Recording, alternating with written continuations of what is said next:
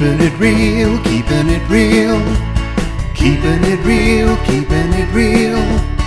Keeping it real with Reverend Laura. Keeping it real, keeping it real. Keeping it real, keeping it real. Keeping it real with Reverend Laura.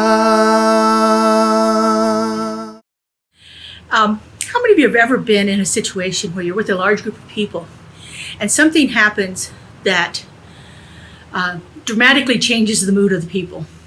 So for instance, I was at the airport not too long ago. I was flying back in and I had to land in Dallas, and Dallas was experiencing a ton of tornadoes at the time. And so the flight that I was on was canceled. It was delayed until the tornadoes had cleared out of the area. And what I noticed was the moment that announcement was made, I'm sitting in this, at the gate in this terminal, wait with all, 150, 200 people. And as soon as the flight attendants made that announcement, the gate attendants announced that, there was a palpable change in the energy. It was all of a sudden, you could feel the anxiety levels rising in people. There was anger going on, frustration, there was fear, there was a sense of resignation that, that this has been done to me and I just have to endure it kind of thing. And what I know through my spiritual work is that when I become a place of centeredness and connection, then I become a place where spirit can move through me. And I don't have to say anything. I don't have to do anything. I have to just be in this place of centered connection. And spirit has a chance to operate in whatever is around me. So that's one of the things that I often do. And that's what I did in this situation was I just went within, just turned within because, there was much else I could do. Fortunately, it didn't affect me terribly. I didn't have a lot of detrimental consequences because of it, but I was probably one of the fortunate people that didn't, but I just allowed myself to become that place of centered peace. And then I started doing this practice that I had read about years ago, and I've done it several times. It's actually a Buddhist technique. It's called Tonglin, Tonglin, and it is a practice of giving and receiving. And so what we do in this practice is, in this place of centered connection that I'd already got myself into, I then begin to bring in those emotions that I'm feeling.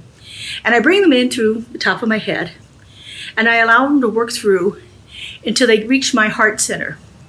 And there in the heart center, the energy can be transformed into something that's not quite so anxiety producing. And so it gets transformed. So I breathe in anger into the top of my head.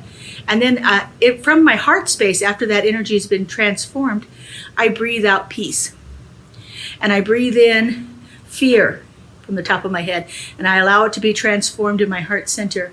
And I breathe out calm. And I breathe in hatred. And then I breathe out love. And we can do this practice of Tonglin as long as we want to, as long as we feel the necessity for it. And we can do it once we feel that change, then we don't have to do anything else.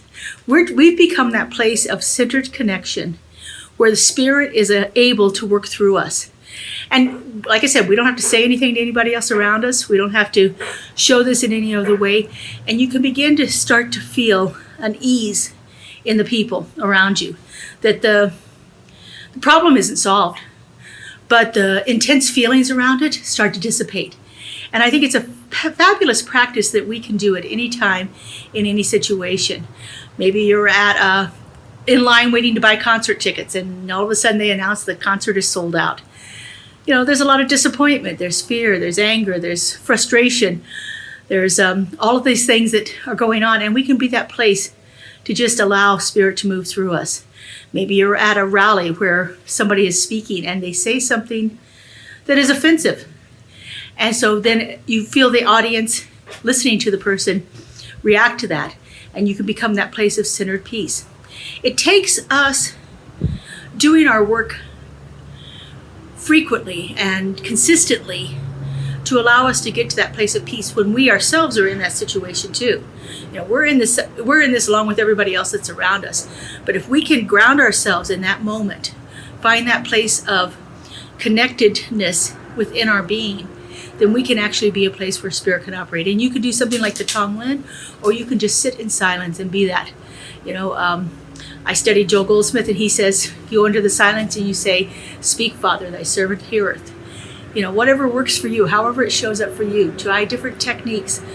You can just be that place that sits in silence and thinks the word love, thinks the word peace, thinks the word kindness, thinks the word ease, whatever that is. But grounding ourselves first in connection is the key point to it.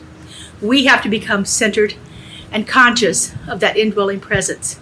We often call this practicing the presence, and we do it throughout our day in different ways. So take some opportunity for the next week. If you have a situation where you are faced with some fear or anger or any of those emotions that we don't really particularly care to feel, if you're in that situation around somebody else, find a way to center yourself. Take a couple of conscious breaths. Repeat an affirmation. Whatever works for you at that moment. Allow yourself to become aligned with Spirit, and then Spirit has a place to work through you. And it does amazing and wonderful things out in the world around us. Have a great week, everyone, and we'll see you next week on Keeping It Real. Bye-bye. Keeping it real with Reverend Laura.